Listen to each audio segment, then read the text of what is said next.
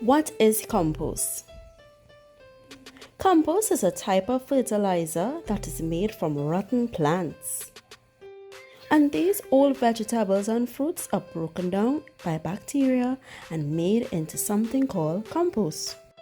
This organic natural waste is allowed to mix together, and over time it forms a crumbly fertilizer which is then good for your plants. Did you know that you could make your own compost at home? Here's some foods that can be used to make compost: whole vegetables, coffee grounds, eggshells, banana skins. You also can use the apple when you're finished eating it, and some newspapers. Lastly, all the dead leaves that you could find in your yard.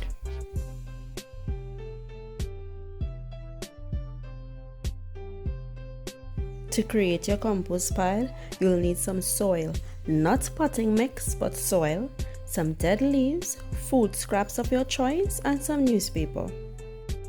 First, ask an adult to cut a plastic bottle for you into half. Then you're going to add your soil.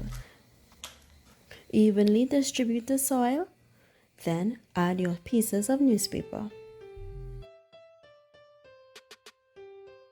Next, you're going to take some leaves that you found in the yard and pile them up high.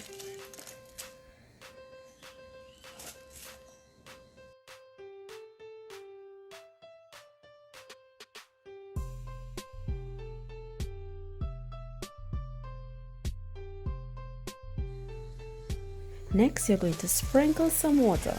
If you have a spray bottle, it will work best. Lastly, add in all your food scraps.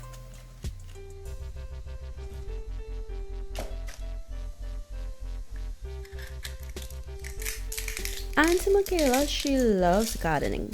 So let's take a walk outside and I'll show you my personal compost pile.